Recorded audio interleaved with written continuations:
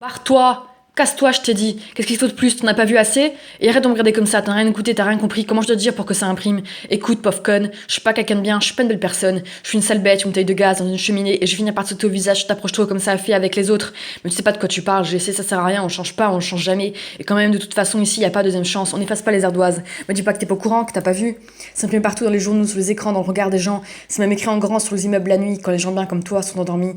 C'est marqué en rouge, tu nais comme ça, tu vis comme ça, tu cannes comme ça. Seul à poil, face à ton reflet avec ton dégoût de toi-même, ta culpabilité, ton désespoir comme seul témoin. Non, crois-moi, tu veux vraiment pas que j'aille plus loin, parce qu'au mieux ça t'empêchera de dormir, et au pire ça donnera envie de me cracher à la gueule, alors avant que je me transforme encore une fois, pars en courant, fuis-moi comme le choléra.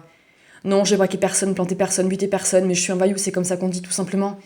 J'ai fait des choses que je regrette suffisamment pour y penser tout le temps. Je pourrais te donner 1 million de bonnes raisons pour qu'on m'attrape, qu'on casse les genoux et qu'on me cloue au pilori.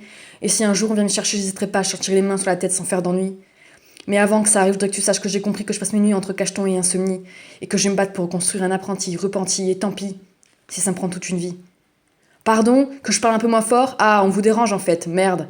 Eh ben si on te dérange, tu te casses, ou sinon tu fermes ta gueule, tu regardes ton assiette, tu nous fous la paix 5 minutes. Le temps que je termine, tu peux faire ça?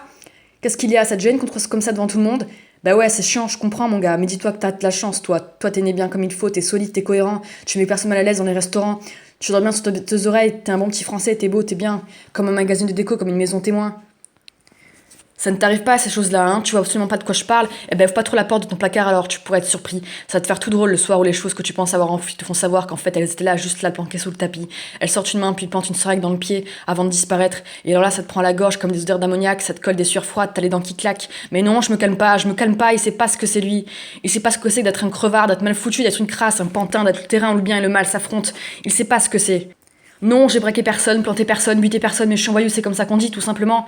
J'ai fait des choses que je regrette suffisamment pour y penser tout le temps. Je pourrais te donner 1 million de bonnes raisons pour qu'on m'attrape, qu'on casse les genoux et qu'on me cloue au pilori.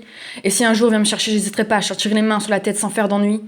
Mais avant que ça arrive, je voudrais que tu saches que j'ai compris que je passe mes nuits entre cacheton et insomnie. Et que je vais me battre pour reconstruire un apprenti, repenti, et tant pis, si ça me prend toute une vie. Comment est-ce que tu peux penser que tu tiens à moi si moi-même j'y tiens pas? Pourquoi tu dis que tu m'aimes alors que moi-même je me déteste? Pourquoi t'es là? Pourquoi tu restes? Non, pas ce soir, laisse-moi s'il te plaît. Non, je veux pas y aller, je veux pas rentrer, je veux pas dormir, mais surtout non, je veux pas parler.